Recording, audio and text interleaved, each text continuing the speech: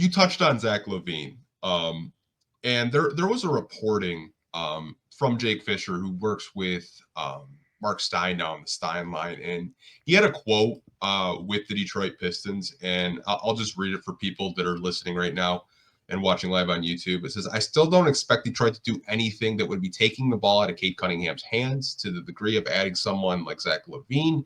So I'm not considering Detroit really a Zach Lavine team."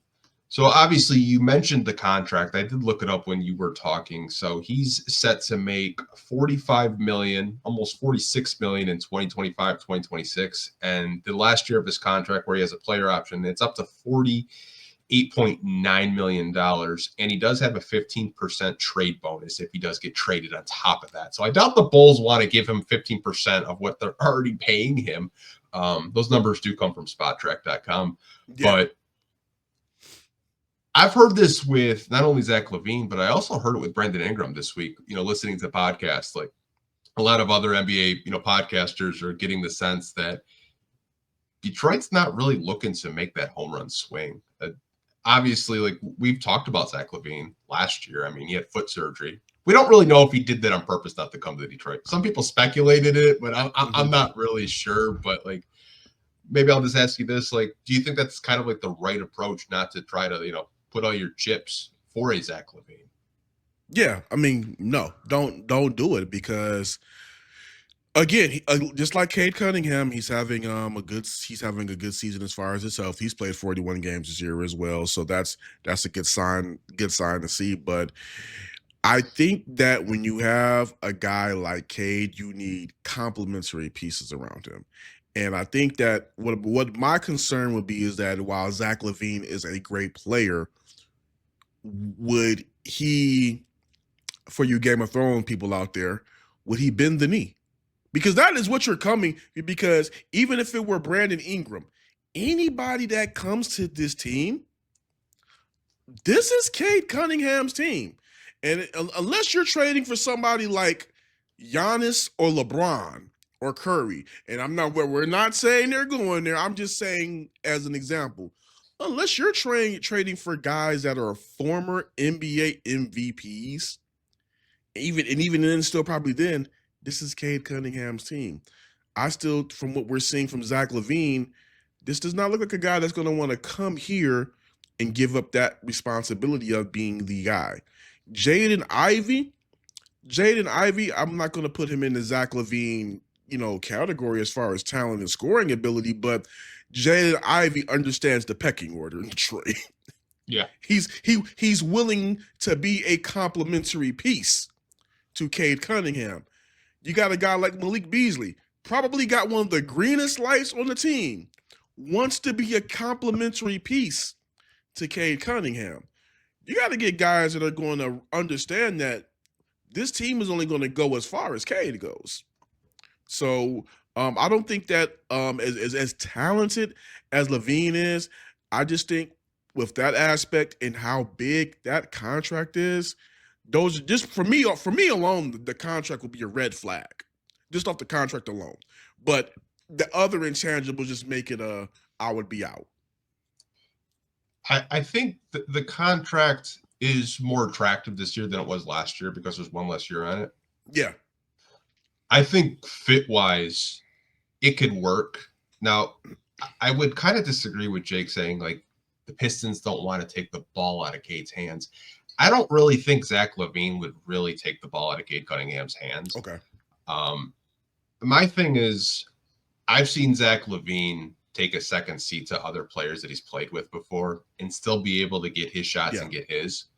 I think fit-wise, it would make a lot of sense. But what I would tell Pistons fans is the time to trade for him was last year when his value was like dirt.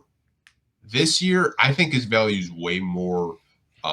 One, because there's one less year on that contract. And two, he's having a really good season on both ends of the floor. Like defensively, I was, looking at some numbers on, NBA.com and watching kind of like their advanced stats videos. Like, he's actually trying this year on defense. He's had multiple 30 balls. He's a really good player. If he does get traded, if they do deal him, I could see Golden State maybe knocking on the door, because they obviously are an average team, and I don't think they want to be an average team with Steph Curry and Draymond Green.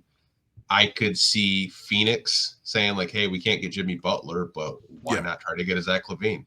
Even though him and Booker on the team would kind of be weird because they're similar players, but I just don't see a Zach Lavine to the Pistons right now, or maybe not anytime soon. I think fit wise, it makes a whole lot of sense next to Cade to give him another 2 option, but I also think in the back of my head it's just like, and Jaden Ivey was playing some of the best ball of his career this year, especially before he went down after he came back from that foot injury. He was shooting 50% from 3. The catch and shoot numbers looked really good.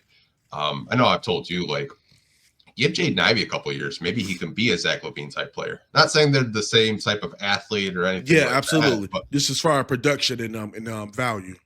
Yeah, like give Jaden Ivey a couple of years, because I think the injury that he had, I don't think it's really going to affect his athleticism or his burst or anything like that. I think he'll come back better than ever because we know the type of workhorse he is. But I would just caution Pistons fans that are on the Zach Lavine train. I think the asking price is going to be way too much, to the point where, the Bulls might want a Ron Holland. They might want an Asar. They might want some of your better players plus draft picks and, some cap relief as well. And I just think when you get to that point in that kind of conversation with a team like the Bulls, not to mention they're in your division, I just don't think that, trading for him right now is an option for them. I think that anything where you're giving up pieces of your young core to get Lavine, I just don't think that's the way to go. I mean, obviously Cade's not going anywhere, but I mean, when you're looking at like Holland, Asar,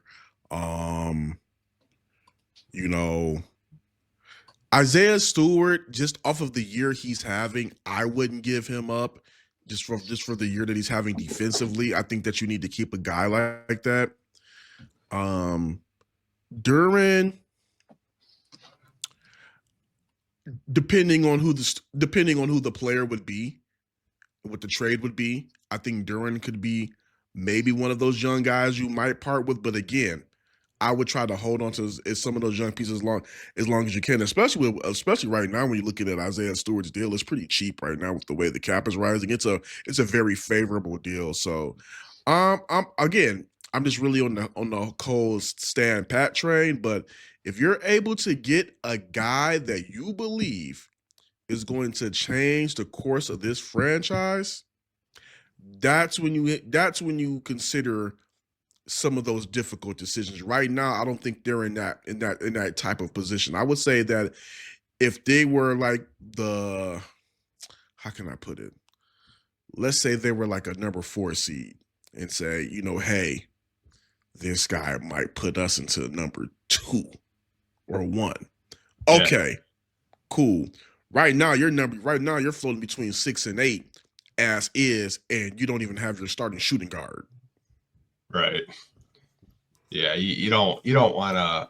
I'm not saying it's the same thing, but you don't want to like make like a Blake Griffin type of trade where, at the surface, like Blake had, some of, his best ball of his career in Detroit, but he couldn't stay healthy. I'm not saying trading for Lavine would be like that, but you can kind of like compare the two. But I think Lavine's a good player. If I did have the guess, maybe Denver gets a little desperate and, they just do Michael Porter Jr. for Zach Lavine, straight up.